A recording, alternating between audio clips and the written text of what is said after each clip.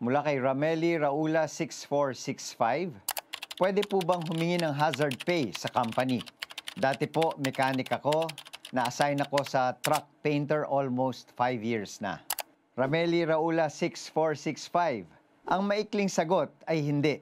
Ang hazard pay ay hindi mandato ng batas sa mga empleyado sa pribadong sektor.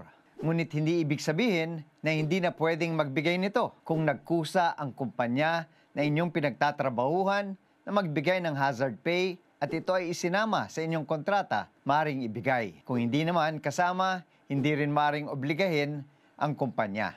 Sa mga umiiral na batas, limitado ang hazard pay at may mandato ito para sa mga public health workers na nahaharap sa mga delikadong kondisyon at nalalagay sa panganib sa kanilang kalusugan.